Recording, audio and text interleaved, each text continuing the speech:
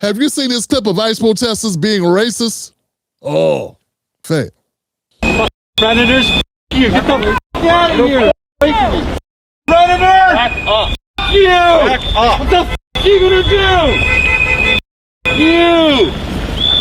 I don't have a gun.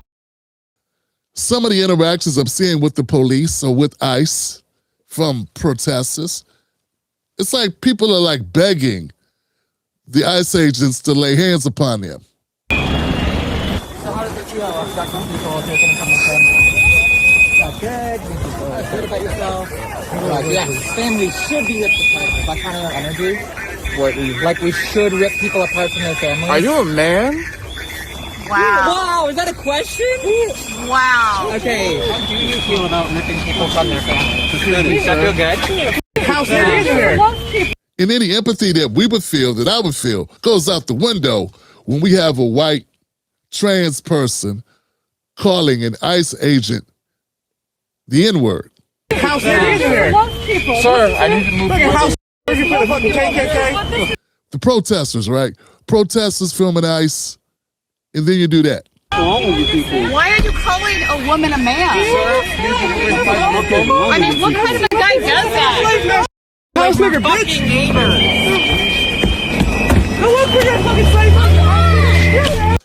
I can't tell who that was who called the ICE agent the N-word. I can't see who it was, but I know the trans person had white hands. That was the Caucasian person. And I can't imagine a black person being that upset with a black cop that they would call that cop the hard R.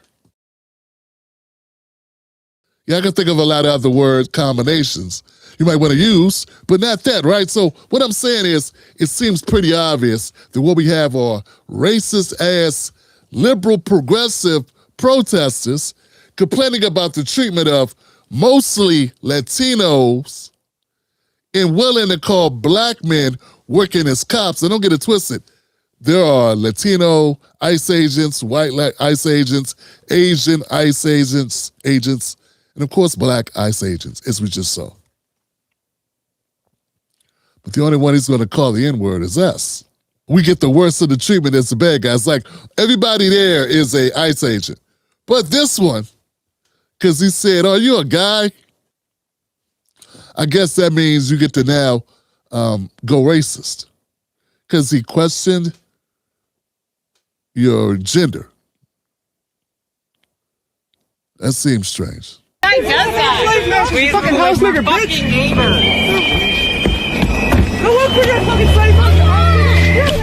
And that's why I stick to my guns on my arguments, because, yeah, I don't feel empathy for these protesters when shit goes down, because they're inviting all types of issues.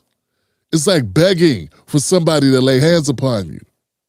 Then when you get what you're asking for, then we gotta form, a line of protests even more. Everybody has to act gaslit. They have to act crazy, deranged, because now we're losing our democracy. Fam, if you're judging America by how law enforcement treats citizens to determine if we have a democracy, fam, the democracy's been gone. For the second time in less than a month, video shows Baltimore police officers allegedly planting evidence.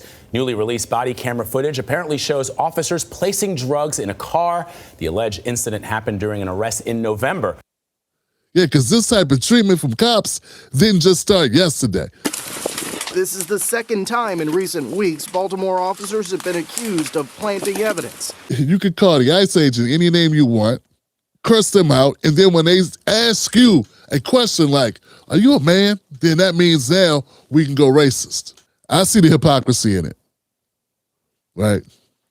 So even the people that say they're advocating for the rights of others, and they're willing to show just how racist they are in public to the whole world. They filmed this themselves and then they posted it themselves. That's how bold they are. They don't care that we know that that's the language they use about this ICE agent. And I'm not saying he's your friend. I'm not saying you gotta treat him nice. You're upset that ICE is doing their jobs. Fine, I get that. But what I'm saying is, it shows a lack of consideration for us. And then you wonder why it's not more black Americans out there protesting with you? This how y'all get down? This what we doing? Someone left a question for me that I had just saw. It was a person on my Patreon, and they were saying, Tim Black, why aren't you covering the numbers of black Americans who are being misidentified and being detained by ICE? And when I looked it up, fam, this is not something that happens a lot at all.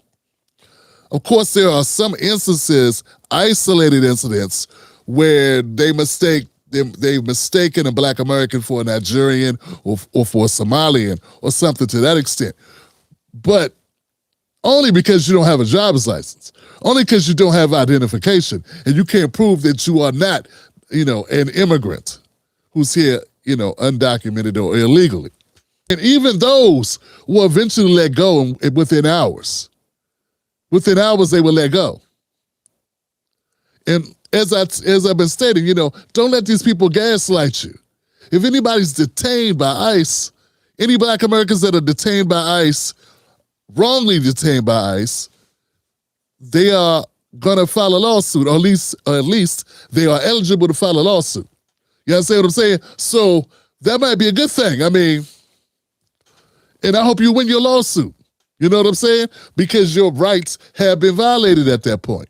But it's gotta be that you were held unreasonably, right? Because when cops are investigating crimes, people get abducted or detained all the time. That's another thing I told my viewer, like, look, fam, don't trip. Don't let yourself be gaslit. Don't let these people play on your emotions. Fam, the numbers of black Americans who are detained because of regular old cops is 5 times greater than ICE agents. I don't even have to look it up, okay? Because I already know that, right? I know it based on just the numbers I've been doing on the number of arrests and the number of ICE deaths while in detainment. Because we have a 1 to 188 ratio between dying in custody of ICE and dying in custody of the state by a penitentiary or prison. Okay? I already know the number, so you can't fool me. So what's happening is they are preying on black Americans' sense of justice. Right? They're preying. And you'll see this out of a lot of so-called black leaders who are being tools of the Democratic Party, right? They're using their blackness and their leverage in the black community to aid in the gaslighting and also to aid in their raising their own profiles. To act appalled by the activities of ICE, when in reality, this is small scale compared to the large scale actions of police departments all across this country. And if you want to say, they are violating black Americans' rights, family, just look at your local police. Yeah, that's one thing that's happened with this ICE thing. It's taken our eye off the real issues that we have. And now, and fam, I'm going to tell you, man, I believe that's the overall objective of this whole shit. To get you focused on issues that are so small in comparison to the major issues that we already have. But we can chew gum and walk at the same time. So look, I support investigating any issue that comes up. But one thing this ICE thing is doing is revealing who's real and who's not. More black Americans and more Americans in general are damaged, wounded, unalived by police, sheriffs, deputies, deputy sheriffs and sheriffs, rank and file police officers than any amount of ICE that you could find in any city where they're deployed, okay? And to omit that and to overlook that and not accept that reality and not have that be part of the conversation is crazy to me because it's not even close. Man, it's not even close. It's like complaining about someone dropping litter in front of your house and somebody else complaining about someone who just blew up their house.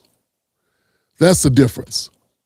And look, I always want to finish like this. If the Democrats really had a problem with ICE, they would have moved to defund ICE when they had the White House. Because that's what you do when you want to get rid of a thing. When you want to get rid of a thing, really, and you don't just want a virtue signal, right? And score political points, well, you move politically to change things. That's what all the congressmen are for. That's what Maxine Waters is for, and Jasmine Crockett, and Jim Clyburn, and the CBC, and any other, Amy Klobuchar, Elizabeth Warren, Bernie Sanders. That's what all those Congress people are there for. They're there to do the will of the people. And if that's the will of the people, why weren't the Democrats focused on this? But instead, we got virtue signaling Democrats now.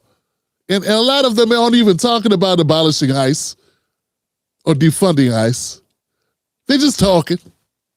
They're just talking. Playing on your emotions and trying to convince you now that the sky's falling. Meanwhile, the average American can't afford a $400 emergency. 40% of Americans can't afford a $400 emergency. If you ask me, the sky already fell. Watch your step. Become a member of this show. Go to jointimberlake.com.